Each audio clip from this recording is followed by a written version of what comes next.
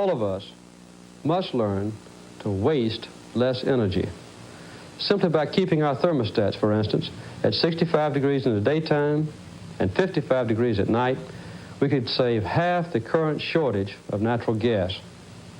If we learn to live thriftily and remember the importance of helping our neighbors, then we can find ways to adjust. Hello, it is a Wednesday evening, and you are watching Two Ways Happy Hour with me, Meghan McCain, and my co-host, Miranda Wilkins. That is a clip we decided to show you because I keep telling Miranda and Ashley that all these things that President Trump keeps saying just reminds me of what Jimmy Carter used to say. We've got to suffer for the greater good. You need to adjust your thermostat. You're going to have to make a lot of sacrifices. It is far from the America First, land of plenty messaging that he ran on. I believe our guest is here. Is that correct? Okay. We are very excited to have our old friend, Joe Concha, who is a national best-selling author. Congratulations. You have a fantastic book that was just released yesterday called The Greatest Comeback Ever, Inside Trump's Big, Beautiful Campaign. He is a Fox News contributor, all-around raconteur. You can follow him on X at Joe Concha TV. You're also an old friend of Miranda and I's. Thank you so much for joining us from your gorgeous home studio. Thank you. We're in the basement. I'm the original Joe in his basement. Now we have this happening, Meghan. Yes. Somebody reminded me that they used to listen to us 10 years ago on your radio show when I pressured you to have babies. You want to say this every goddamn time you're on the show with me, you guys. Yes, when I met Joe, I was young and I was dating lots of handsome, inappropriate men, and now I am old with children. That's what I am 40. I'm fucking 40. And it's all your fault. Yes. You're fucking 40? I am. Oh my 40. goodness. I know. I'm really in You're my like Sally O'Malley. Be glad that you missed the era when I was about to turn 40 and how much Miranda had to hear about it and how upset I was. But you make me feel like a middle-aged mom. So thank you for that, Joe. Actually, we are technically middle-aged. Have you heard about this like online discourse? Middle age starts at 36 now, and we're all technically the middle-aged people. You can give Ashley a heart attack over here. Oh, wow. Did she just drop? She fell. Clutched her pearls. Tom Lemon says you're past your prime. That's all I know. But you're not. God. You're just entering 40s are awesome. That's the best decade by far. I love it. Something old guy. Yeah. And I'm just giving you crap. It's just really funny that, yes, I knew you before I was married, which is fine. But Miranda's been married since she was 12, so she was always married when you were with her. High school sweetheart kind of thing? I got married like a month before you did, so shut up. She's with her band forever. We're way off course on this. She was a child bride. Okay, look, I don't want to get you in trouble because you have a Trump book coming out, and I'm actually really legitimately excited for this book. If you guys want to show a picture of it again, or you want to bring it out, there we go. Very good. Because I think this is really legitimate. And the last time you came on the show, we were talking about Trump's incredible comeback, which is all valid. And I also want to say that there are a lot of things that the Trump administration is doing that I am grateful for, that I'm excited about, things having to do with anti-Semitism on college campuses, keeping trans people out of women's sports, all the culture war stuff, anything really having to do with immigration I'm excited about. But I have to keep it real with you, Joe. Miranda and I are very nervous about the tariffs. I was listening to a podcast this morning that was saying in the next 3 weeks that maybe I should be looking at more barren shelves at the grocery store. I have a friend who's a hairstylist who's having a hard time getting his supplies to do hair. So obviously the price is going to come up. Ashley, my producer, paid $10 for 2 things of gum. Miranda went to a breakfast place and had 2 eggs with bacon and toast, and it cost $20-something. Yeah, it's crazy. People are concerned.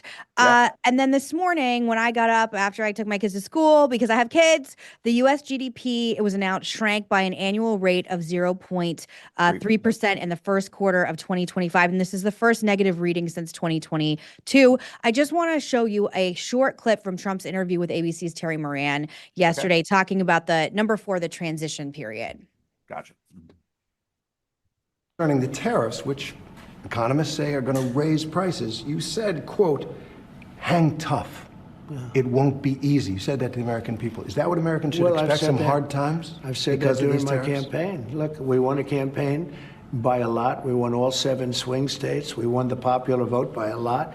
You know, we had a tremendous campaign. I said all of these things during my campaign. I said, you're going to have a transition period. We've been ripped off by every country all over the world. They're laughing at us. They thought we were stupid people, and we were.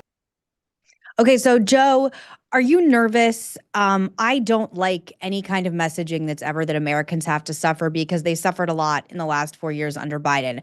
Are you nervous about the tariffs or can you quell our anxiety? I liked your Jimmy Carter comparison before, Megan, as Thank far you. as, yeah, sometimes when you ask the American people, like, okay, you got to, go through hell to get to heaven. That's not something they want to hear. I think in this case, it is a long game. What we need to see, like, everybody's focused on Trump's first 100 days, and a lot of stuff happened, obviously. It was a breakneck pace, blitzkrieg kind Hmm. of stuff.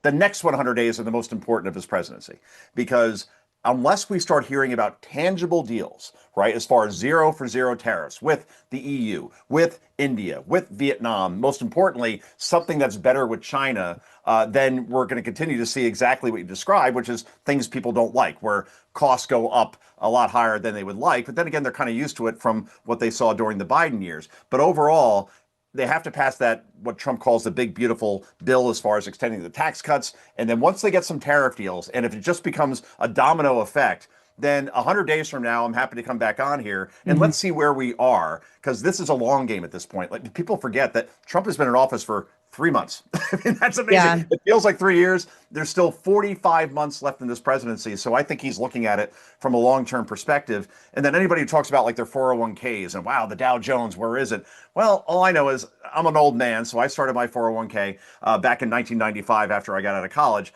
And the Dow is up something like 8 times over what it was then. So I'm still up overall. And the markets have certainly stabilized at this point. So it's not good now. I totally get it, but let's give it 100 days would be my answer to quell any fears that you have. But in 100 days, where if we don't see any deals, and then the EU and everybody else decides to go in line with China, and Canada does the same thing, and we're left alone, well, yeah, then he made a big Hmm. bet.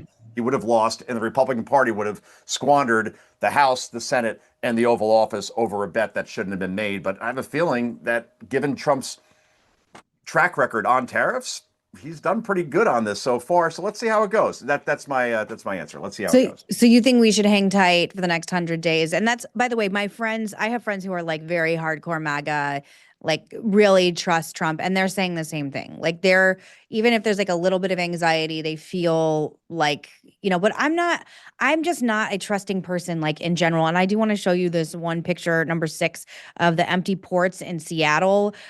This is something that was going all over Twitter. This makes me very anxious because I want to know how much pain we're all going to be in the next few months. And I'm sure you saw this. There was speculation that Amazon would be showing the cost of tariffs next to the prices. Caroline Levitt called this a hostile and political act and suggested Amazon has partnered with the Chinese propaganda arm. It is also worth noting that home sales fell 5.9% in March, the biggest drop since 2022. In regards to the Amazon thing, one of the talking points that's coming out of the White House that I agree with is if Amazon was going to show the tariff prices now, they also should have done it with Joe Biden because we all got royally screwed during the Biden years when it comes to, inflation and prices. Why do you think Amazon was trying to do it this time and they didn't do it under Biden?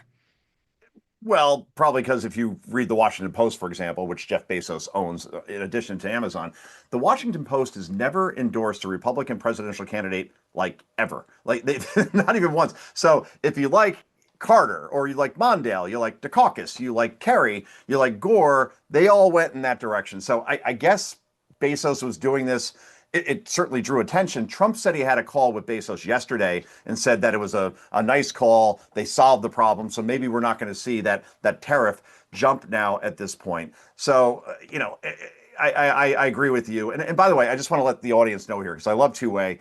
And obviously your show's great. I love the one with Thank you. Dan and Spicer and Halperin. That is like morning appointment viewing for me, quite frankly, because Nice. they're common sense, and it's not so overtly, where one side takes one extreme side, the other takes another extreme side, and everybody screams at each other. It's a reasonable conversation. And I think you remember, Meghan, like back in 2022, I thought that Ron DeSantis would be the better choice for the Republican Party, right? Or a Nikki Haley for that matter. And then I did a speech in Florida, did a straw poll on who you're going to support, DeSantis, Haley or Trump, and 95% rose their hands for Trump. And I'm like, wow, no one's going anywhere. I mean, this is a loyal thing. So when I write a book like this, it's not, hey, I'm fluffing. I want, yay Trump, yay MAGA. It was more like, this is history.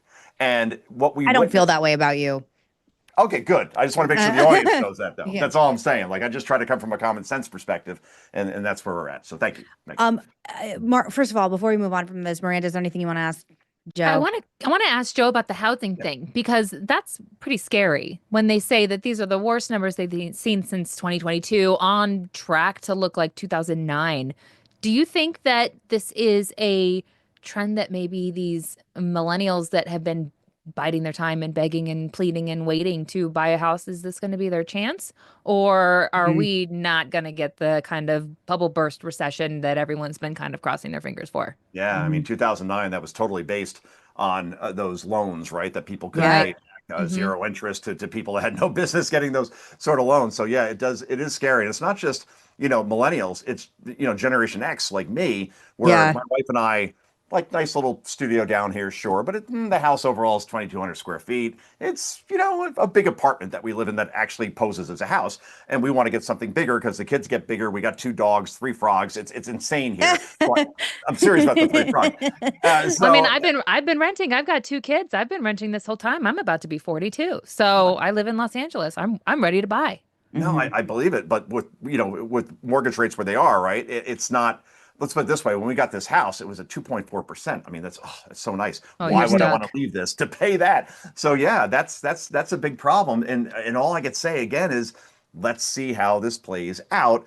Because all I remember during Biden was there were predictions around a recession. We're definitely going into a recession, and then we got that soft landing, and we never went into one. So maybe that happens here, or maybe Trump.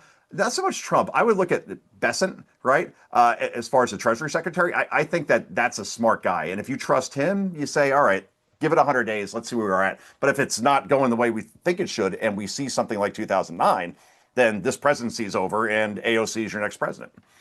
Oh, God.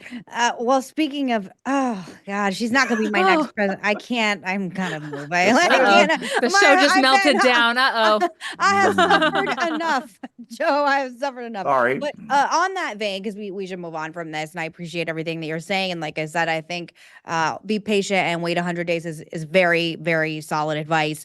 I don't know if you've been paying attention to this, but I found this really interesting, or the show has found this interesting, that Illinois Governor J.B. Pritskar made this big speech where he called, actually, I'll just show you the clip number 8, and then I'll tell you some gossip I heard about him recently. Time for us to be done with optimism about their motives or their objectives. Time to stop wondering if you can trust the nuclear codes to people who don't know how to organize a group chat. Time to stop apologizing when we were not wrong. Time to stop surrendering when we need to fight. Our small businesses don't deserve to be bankrupted by unsustainable tariffs. So the last week, the White House Correspondents' Dinner was in town, and I did not go to the dinner, but I caught up with a bunch of friends who were in town going to the parties. And I know this is going to shock you, but I have some extremely liberal progressive friends, and they were all bringing up J.B. Pritzker to me, saying, among other things, we have to fight oligarchs with oligarchs, and he's a fighter, and he can self-fund his campaign. What do you make of it? I feel like respect to our show, I had to explain who he was to a few people recently. He's not exactly a national figure. What do you make of this and that statement, sort of like inciting violence? Oh, completely. And look, I don't think the country is ready for Fred Flintstone to be president. I'm sorry. Or maybe Jackie Gleason, bang, zoom. I mean, have we had someone on our team president? said a Sopranos character, so, Yeah, I can see that, right? Pritzker sounds like, all right, I can see it. No, Illinois, the top 3 states in the country where people are losing population are New York, California, and Illinois, for a very good reason, right? So I think if you come from any one of those states, and then you run in a presidential election, your record's going to come up, right? As far as, why are so many people leaving your state? Oh, because your taxes are too high, your crime is out of control. Chicago, my favorite city in the world, is not the same city it used to be as far as gang violence and murders. And the mayor there is at something like 14% approval, which is really hard to do in a blue city. So yeah, he could talk like this, and he says provocative things, and that gets you on MSNBC. But as far as a national election? Does a guy like that resonate in Pennsylvania, Wisconsin, Michigan, Nevada, Arizona, Georgia, North Carolina? No, I don't think so. I think in the end, guys, or gals, I should say here, Andy Bashir is at nearly 70% approval in a red state of Kentucky. And if you could transfer that nationally, great. The problem is he's like watching paint dry and he's boring. And I think you need a celebrity aspect to all this. And that's why I keep going back to it. And I know that you're going to throw up in your mouth a little bit. Back to AOC again. I'm not saying she should be president, but she does all the things that get you all the airtime on cable news and you go viral on social media. And maybe that's enough to get you at least the nomination. From there, she loses, but. No, look, we do not underestimate or underplay or downplay her power and her star power. And I know she's a colleague of yours and it's fine, but Tommy Lahren, of all people, was going after me for saying that AOC should not be underestimated. And like, respect to her, I like her. I think she's very smart, but I'm an old bitch. I've been doing this a long time. And my dad ran for president the first time when I was 12. I've seen a lot of things. That woman can be president. She can. I agree with you. And I think that people really need to look out. The question mark is, will the party let her? Because she's still like, you know, a progressive. And we know that Democrats aren't like Republicans. They make the choices. They don't let the voters make the choices. And I can see her getting Bernie Sanders. Last question on this. Did you happen to see that? And I know we have, raise your digital hand if you want to ask Joe, Miranda, a question. I know we have a question coming up. But my last quick question for you, Joe, is did you see that Pete Buttigieg grew a beard and went on the Flagrant podcast and is trying to act like a bro that's super relatable? Did you see that? Yeah, I Grew saw that beard? that. It's got a real like goofy Tim Walz kind of feel to it, like, you know, trying to act masculine.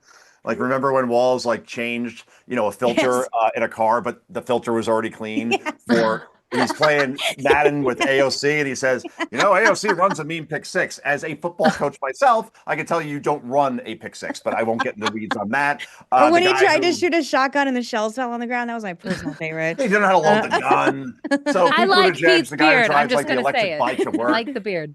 Yeah, look. He's just you trying. Like beards because my wife will not let me grow one. I'm like, she's like, it's too stubbly. Is It's it not your like wife or we're is doing it the your high school face? thing like it's first base and we're making out still, but it's like she's like, oh, it's too rough when we kiss. I actually think you would look nice with a married. beard. You would look great with a beard. Yeah, I think you would, would right? definitely have a beard. Yeah, we should talk to your wife. We're pro beard. All right, On Gene, this the show. My pro beard. husband has a beard. Right over here. Megan's husband has a beard. We Yeah, like we're beards. pro beard. Actually, pro beard. Miranda's husband has like a Duck ZZ Dynasty Top beard. Yes. I don't want to get in. It's not my favorite. Ben's like a I don't want to get forest, in. that guy. I don't want to That get thing into is really that. thick. I don't want to get into it. But yeah, that's that's funny. not my favorite part. But Yeah, I yes, love we're tangents. pro Let's just go in beard. this direction. Forget the political stuff. The This is show's awesome. totally off the rails. We have a digital Ashley, question. post a poll: beard or no beard for Joe Concha? Yeah, And Lauren- we like the audience to poll beard or no beard for Should Joe Joe grow a Concha. beard? We will give you an answer at the end of the show. Sounds like a game Then show. we'll Beard show or it no to- beard. Then we'll show it to Joe's wife. Yes. We'll show it to All Joe's right, wife. done deal. Jeannie, they We have want a it. question from the digital audience. Thank you all so much. I can see on the clip. Reynolds, hello, how are you? Do you have a question for me, Joe, or Miranda? And should Joe grow a beard? And should Joe grow a beard? No, Joe, can you hear me? Yeah. I got you, Reynolds. Okay, so no, don't grow a beard. Okay, done. Whoa. Okay. Last time I had a beard was when I was in college. Okay. Really? And part of the fraternity, you grow it for a month or so. I guess it's November is when you're supposed to grow a beard anyway. It's summertime, so it's too hot anyway. Yeah, Okay, I'm in fair. Georgia, so you don't grow a beard in Georgia in the summertime. makes sense. So I do it in the wintertime and shave it off by spring. All right. That was a great analysis. You- Thank you, Reynolds. Yeah. So I got a couple of questions. One is why does the media continue to lie about they didn't know about Joe Biden's condition? Oh, yeah. I mean, there are note cards in the press things where, as a reporter, you had to submit the question. They wrote down the question. They put a picture of the reporter so Joe Biden could look at the picture and know who to call on. Knew the question, knew how to answer it. I think they typed out his answer for him half the time. Yeah. So my question to that is why does the press continue to lie and say, well, we covered the dementia. We knew he had it. We didn't know he had it, but there's proof. There were receipts for this. And I don't think even liberals are buying this cover story anymore, but they consistently do it. I mean, Chuck Todd went on a rant about it, I think yesterday, Saw that. saying, and I'm like, you're just lying. You're just making yourself look dumb. Like, no one believes them anymore. So why did they believe their own lies? Like, I don't get it because it's just making them look dumber. every day. And I think the guy on Monday you had, Meghan, was saying the same thing. Okay, what was his name? Was it Mo? Yeah, Mo Kelly. Yeah. Yeah, and Mo was lying about the whole situation too. He's like, "Well, we knew it." I'm like, everybody could see it in these press conferences. I mean, he's calling people and he say, "Oh, my staff told me now I need to call on so and so." And why do reporters? And by the way, the second question is why do reporters do this? Like, I don't understand. Like, you're supposed to challenge authority, not give into it. So that's a two-part question. Then I have another question about who you think the Democrat will be. Well, I think, Joe, you should take the first part because his book is about the Trump election, and then I can tell you what Miranda and I's perspective, what it was like covering our former president's brain turning to mashed potatoes in front of everyone and us being treated like we were animals. Sorry, go ahead, Joe. I always go applesauce instead of mashed potatoes. But either or works. Let me read the quote from Chuck Todd first. I just refuse to accept this because I just wrote about it for the Washington Examiner. That's why I have it handy. This stupid premise, because it's a right-wing, manufactured right-wing premise in order to sustain the media. This is an attempt by some to virtue signal, and this horrible sort of pitting different news organizations against each other when ultimately the people at fault are Chuck Schumer, Nancy Pelosi, Jill Biden, Joe Biden, Kamala Harris, and every elected member of Congress. He ends here. Did the media not show him being old, not show him shuffling, not show him using baby staircase? No. You know why that's all out there, because the media effing showed it. So he's saying that the media did its job, and we got to blame like Chuck Schumer and Nancy Pelosi, apparently, for misleading us. Here's what bothers me so much about this. No one missed this story unless you're blind, unless you have bad hearing, unless you're not sober, and unless you're not sane. Because Joe Biden, literally after speeches, would shake hands with the air. He wouldn't know how to get off a stage after doing it for 50 years. He couldn't remember the names of his cabinet members. But most importantly, he said he was like the kid from The Sixth Sense. He could talk to dead people. Like he would say, I was speaking to Francois Mitterrand a couple of days ago, and he said he's so happy I beat Trump. It's like he died 30 years ago. Yeah, I forgot about that. There's no missing a story when it's all out there. I don't need a White House source to tell me, or a Democrat to tell me, that Joe Biden's fine when I saw it, you saw it, Meghan, everybody saw it. And yet now we're hearing about, well, we were deceived. You weren't deceived. You purposely didn't cover the story because you wanted Trump defeated and you thought Biden was the guy who could do it, until his brain turned to mashed potatoes / applesauce during that debate, June 27th. Take it away, Meg. Well, I mean, I feel like I even was speaking to you too during that time, Joe. But I mean, for whatever it's worth, Ronald, when Miranda and I were doing our last show, and we have big news about last show and this show that we will get to at the end of this show. Oh, yeah. Sorry, I keep forgetting to plug that. When I remember we were watching the debate, and I was folding laundry, watching it on my computer in my bedroom, and I was so shocked that my laundry basket fell down and all my laundry fell on the floor. And I was so scared. I called Miranda, and she said she was sick and she was going to throw up. Oh, God. And it was like, I'll never forget that as long as I live. I'll never forget being like, his brain is not functioning. And then watching people trying to spin it afterward, like I'm crazy. And that's why I'm not going to forgive the press, because we all knew. And I had told Miranda and Ashley and probably you, Joe, like, I live right outside the Beltway in DC. There were rumors flying around like crazy about things that the president was doing that were very bad and I mean, I don't even know if I want to say it, but like that he was obviously non-compos mentis and his brain wasn't functioning. And if I heard it, because I'm a middle-aged mom outside of the Beltway, then some of those journalists going into the White House every day sure as hell saw it and read it and were experiencing it and chose not to report it. And Chuck Todd's a hack. He's always been a hack. He's going to be a hack. And nobody gives a shit about Chuck Todd. So except for a context like this. Miranda, do you have anything else to add? I remember the night you're describing vividly, because I sat on my couch with my face like this, just horrified at what I was seeing. It felt like elder abuse. Like, who forced him to get up on this stage? It was the middle of the night for them. Like, why? Why are we doing this so late? Middle of the night.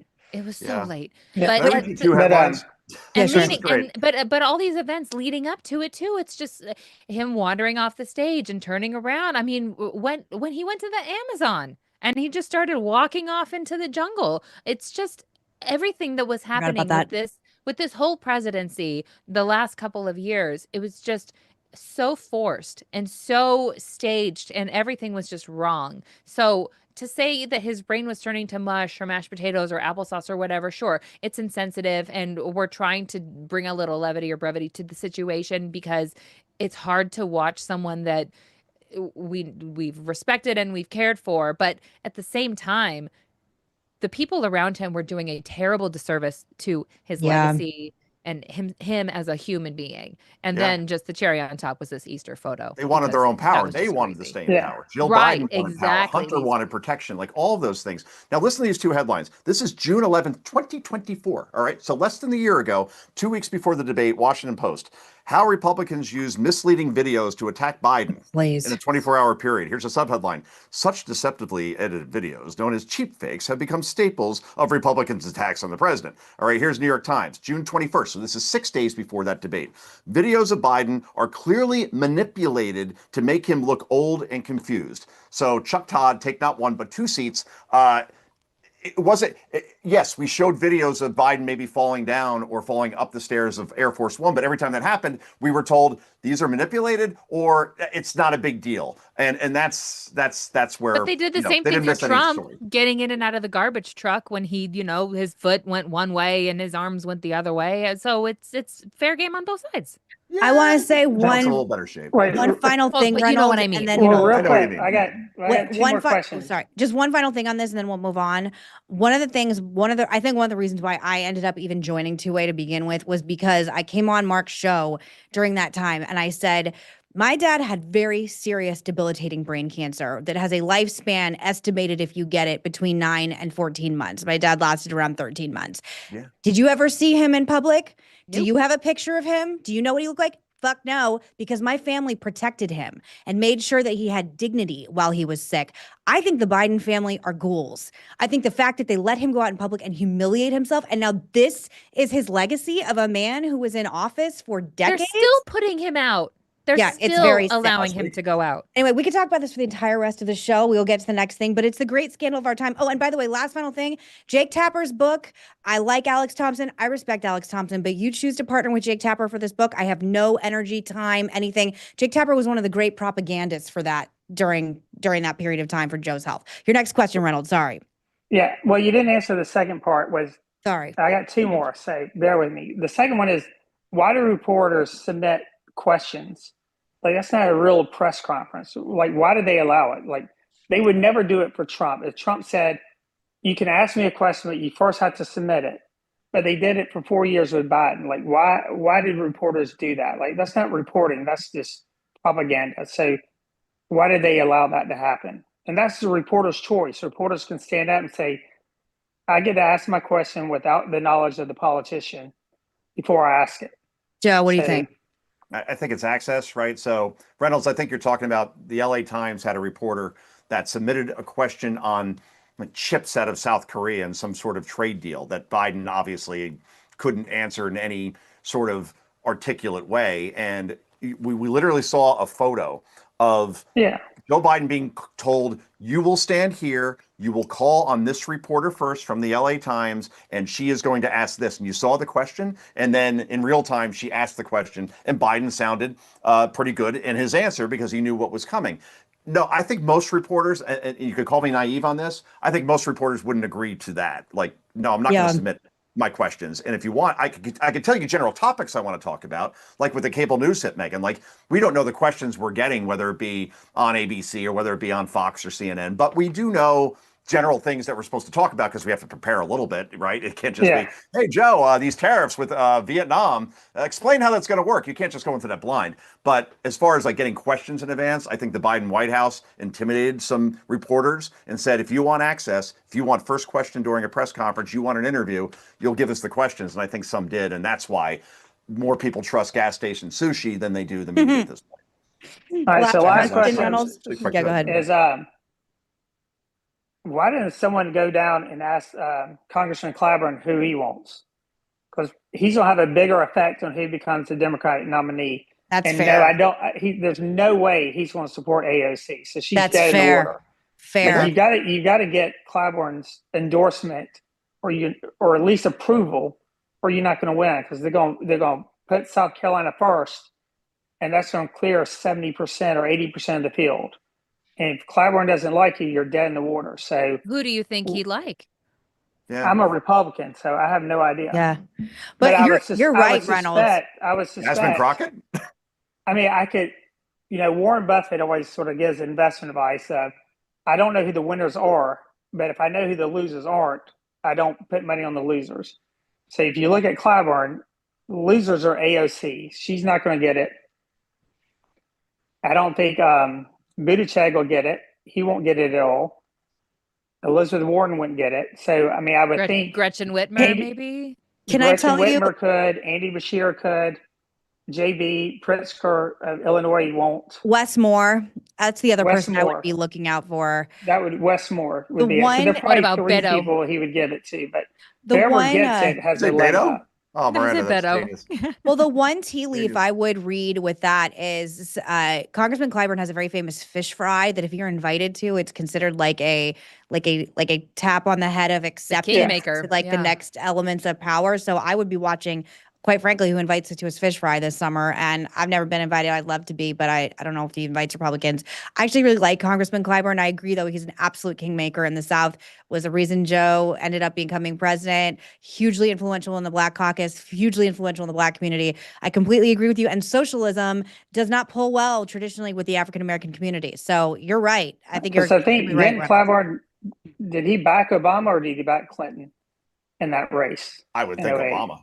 I'm can't pretty sure remember. Obama. Yes, Because I I'm think pretty they, sure Obama. I think they were begging. I think the Clintons were begging for him to endorse, and I think at the last minute he went with Obama, and that was it. That was over for her. Reynolds, thank you Yes, so sir. much for coming Yeah. on, asking such wonderful questions. Very insightful. And your statement about Clyburn, I think, is really important and something we should keep talking about in the future because you're right. He is the kingmaker. He just is. Thank you. All right, thank He you. endorsed Obama, by the way. He I endorsed just looked it Obama. up. Yeah. There you go. Oh, Endorsed Obama. Yeah. Good job, Miranda. we did the race. Yes. Do you You mind did. switching gears a little bit to a little bit of I want Awesome. to have a little struggle session with you. Okay, so Oh. I don't understand why former First Lady Michelle Obama is doing a podcast because I just think it's beneath her. And I also think like if I had $1 billion, I mean, I would be like, hey, Joe and Miranda, here's my giant amusement park that I built in my house, and we're gonna like Our go water park. lazy river. Yes, I have a dream to have a Yes. lazy river with margaritas, and we're just gonna have a blast all day. Like, and then I would give the rest of it to cancer research. Like, I would so not be doing this. I want to show you a clip. She was on Jay Shetty's podcast promoting her podcast. And for people who don't know who Jay Shetty is, he's kind of like this like new age like person. He who did he marry? I believe it was Kim and Kanye. But I want to show you this clip of her recent appearance. Number 11. Not the fear for myself anymore. I drive around in a 4-car motorcade with a police escort. I'm Michelle Obama. In an interview with the Jay Shetty podcast, Michelle Obama revealed her fears for immigrants and people of colour amid America's current political climate, as well as the Trump administration's rising threats of mass deportations. So my fears are for what I know is happening out there in streets all over the city. And now that we have leadership that is sort of indiscriminately determining who belongs and who doesn't, and we know that those decisions aren't being made with courts and with due process, I worry for people of color all over this country. And I don't know that we will have the advocates to protect everybody. And that frightens me. It keeps me up at night. Okay, so a few quick things, Joe and Miranda. First and foremost, her husband was the deporter in chief and deported more people than anyone up until, obviously President Trump now. Number two, I don't understand. The Obamas to me are kind of like former pop stars that are trying to stay relevant.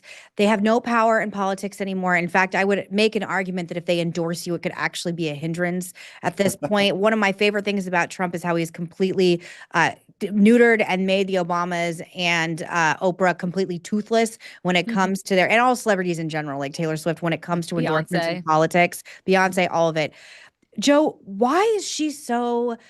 Everything is so negative. She talks negative about her marriage. She talks negative about being first lady. She talks negative about the state of the country. And I don't understand why she's so unhappy all the time.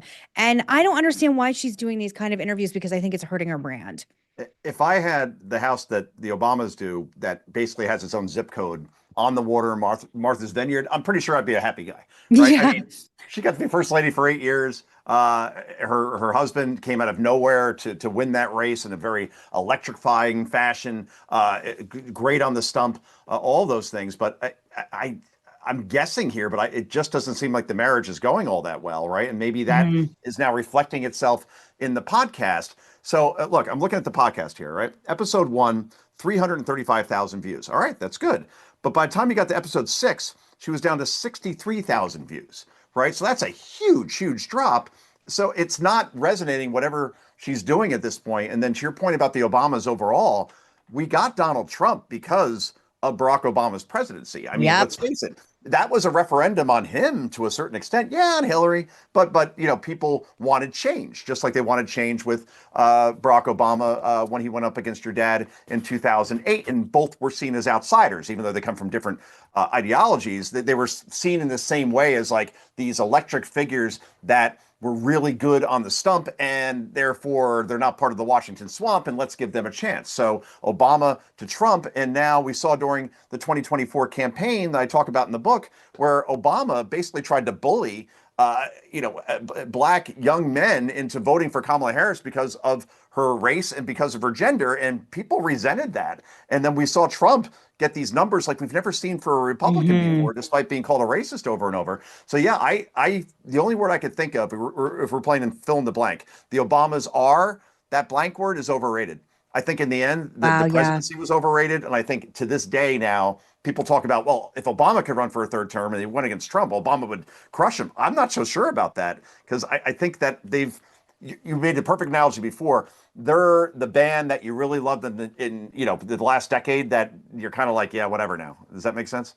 Yeah, and so much of it was a lie. Like they really presented themselves as this like, post everything era. And I actually think they bred so much anger and resentment when he was in power. Like you said, it did lead directly to Trump. But I just don't understand, because again, like, it is distasteful in this economic time, in this time of extreme conservative power, where wholeheartedly, Trump won every single swing state, as you can read about in Joe's new book, The Greatest Comeback Ever, inside Trump's big, beautiful campaign that's out today. They won every single swing state. There has been a referendum on everything that the Obama bros, this like, sort of like infantilized idea of liberalism, neoliberalism, I would say. It's been wholeheartedly rejected, not only in this country, but globally as well. You are unpopular. There's always going to be a segment of people that are going to love the Obamas for what they represent. And I understand and respect that. He was the first black president. She was the first black first lady. But beside that, they are podcast hosts. They are Hollywood producers. I don't know what they're doing for the political party. And short of giving a good convention speech, they have no political power anymore. AOC is a hell of a lot more powerful than either of them. So my last final question to both of you is she going to continue doing this weirdo podcast? And again, why isn't someone telling her how tone deaf this all is? Well, and to ignore their own role in exactly what she's complaining about.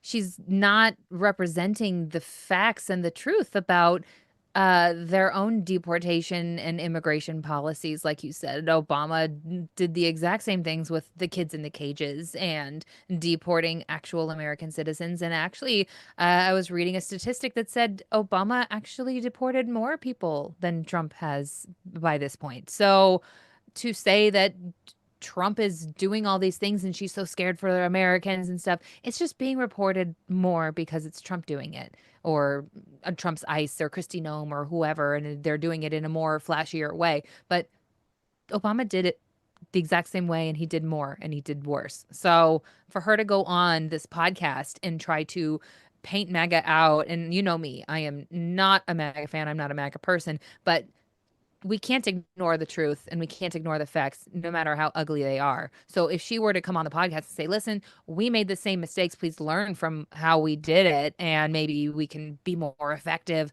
and do this in a different way. But to come on and say, Trump bad, Obama good, is not effective, and no one's going to listen to her. She's going to completely ruin whatever goodwill reputation they have. Yeah, Yes, guys, Joe. listen to these numbers real quick. This is remarkable. Barack Obama, during his presidency, deported 5.3 million people. Mhm. Trump so far has deported about 100,000. There you go. So my numbers are right.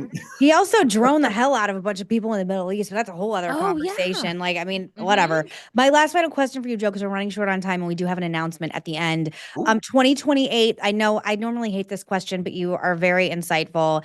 I keep seeing Trump 2028. I can't tell if that means like Don Jr. or if it means actual Trump. Is there anyone trolling? Please trolling. Do you think it's JD's to lose? Like, do you think it's just going to be like a total like cluster of people running? Do you have a favorite? Is this too hard of a question? JD's to lose, I think. I think that the MAGA faithful have accepted him wholeheartedly to be the person that gets the baton passed to. I can't see Rubio in the same administration, for example. And I think Marco Rubio would be quite a good president. I think Ron DeSantis would be quite a good president. I think Glenn Youngkin would be a great president. But all that said, usually the way it works is it gets passed on to the vice president. We saw it with Clinton to Gore. We saw it with Reagan to George H.W. Bush. We saw it with even Eisenhower to Nixon eventually. But, this is the way it works. So, yeah, I think JD's been so, I think, impressive in that vice presidential debate against Tim Walz, for example. He really cemented his normalcy when he was called weird that whole time. Intelligent guy, knows how to handle any tough interview. Yeah, I think it's JD's to lose. I don't think it's a hard question to answer at all. So you think these Trump 28 hats are just cash grab? I think it's trolling. I think it's like when, on the cover of the book, and I'm not trying to like fluff this thing too much. Keep it up. Show the book. Show the book. Yeah, show the book. There's the book. That's so Joe's the cash picture grab. I use, is not from the assassination, which my publishers really, really wanted me to use. I'm like, it's been overused. I'm sorry. I think McDonald's, and that's where he is in this picture, McDonald's in the drive-thru waving off. That was the whole campaign right there. I forget why I brought this up. Why did I bring this up? I forget. My favorite part of that was when Trump was like, I'm here in McDonald's. This is a beautiful process. The process to like make the fries and get people their food. And I was like, as someone who eats McDonald's, I agree it is a beautiful process that he had. And I agree with you. I think one of Trump's, great gifts is really for as wealthy and famous and powerful as he is, he really does understand the average American. And that is something Democrats still don't seem to do. Oh, I remember. It was the ultimate troll because Kamala said that she worked at McDonald's. And she didn't work at McDonald's, yes.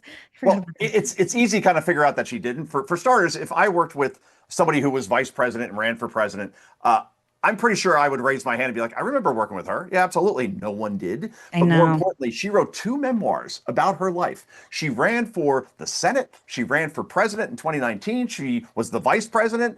And we never heard about this whole McDonald's thing until August of 2024. So he did that knowing that probably she didn't work there. So one, it couldn't paint him as Hitler because Hitler never worked a shift at McDonald's. And B, and he looked like Happy, right? Like the Happy Warrior. And B, it made Kamala have to answer for 3 days. Did you really work at McDonald's? So yeah, I think it's a weird lie. 2028 thing. Like such a weird thing to lie about. And like such a fucking. My mom actually did work at McDonald's. Like that's such a weird thing to lie about. We have some big news for everyone watching. 75% of our viewers are pro beard for you, Joe. Ooh, really? All right, 75% think you should grow a beard. It's done. We want progress photos, and we will see you in 2 months. Yes. I wonder how single me would have done with a beard. Now I'm having some regrets. Probably very well. You think so? Chicks dig that, huh? Yes. Okay. You're charming, Joe. You probably did well, and we respect and love your wife. But I don't want to talk about your days gone by when you were a Lothario before you were a married man with children. Your new book, The Greatest Comeback Ever Inside Trump's Big Beautiful Campaign, came out yesterday. We are also excited for you. Congratulations. You do a lot of really wonderful and important reporting. Thank you for spending so much time with us talking shit. I love talking shit with you. And I am going to put it in our calendar with our booker that you come back in 100 days and we can talk about what's going on. And hopefully it'll be a big, beautiful tariff and China will be our bitch. That'll be really exciting. Beautiful beard on your face. And I'll look like Zach Galifianakis, like doing it. No. I'm going like Dominich, like kind of beard, like big, bushy kind of, Merlin Olsen kind of thing. This is going to be fun. The wife's going to love it. You're not going to love it? She's right here. She's saying She said no. She's like, I don't give a shit. Okay. The people have voted. This is a democracy. It's democracy, baby. What can I say? All right, I got to go. Thank you so much, Joe. We'll see you soon. Great meeting you. Hi to everybody and bye to everybody. Bye-bye. Take care. Bye. Okay, so we have a big announcement, everybody. Thank you all so much for being so patient. So, as some of you know, Miranda and I have a podcast called Citizen McCain for the last 2 years, in addition to this current happy hour show on Two-Way. And we are thrilled to announce that we are officially merging these two shows together and bringing my podcast to Two-Way. And you can now watch this show. It'll be under see our new show. It's going to be called Isn't that pretty? Citizen. So pretty with a cactus. Keep on the cactus theme. My cactus necklace. I'm from Arizona. Cactus. But you can now watch our show. We're going to go back. We are merging it together. We're calling this show Citizen McCain, although we have enjoyed happy hour. People just really like the Citizen McCain brand. We've also worked hard to keep it, up and moving. We are also moving to a new time. We're excited about this, a new time. So we will be live Mondays and Wednesdays, same thing, Mondays and Wednesdays, and maybe Fridays. We're thinking about adding Fridays. Tuesdays or Thursdays. We don't know yet. Not Tuesday, Thursday. Meghan likes Monday. No, Monday, Tuesday, Wednesday. I don't know. Let's not confuse everyone. It's Mondays and Wednesdays right now. Yeah. And it'll be on at noon Eastern. So noon, like when you're eating lunch. Feel free to put it on your TV. It's not a happy hour time slot anymore, but you can watch it at happy hour if you want. We're going to keep this same energy and same vibe, same type of gets. We're mellow. We are casual. I swear. I see some of the comments. I'm swearing too much. I'm sorry. We just have fun with Joe and he's from New Jersey. We know you'll love Citizen McCain. We are still going to be on Two-Way. We're on the Two-Way platform, and you can still join us live on Zoom. So you can raise your digital hand and ask a question, and then you can watch it on YouTube later if you want. We will be bringing you even more ways to listen to the content because you can have what we're producing. Our Citizen McCain show will also be able to be downloaded where our podcast is. So you can hear our channel on podcast, on Spotify and Apple and all the places you have before. You can watch it here at noon on Mondays and Wednesdays.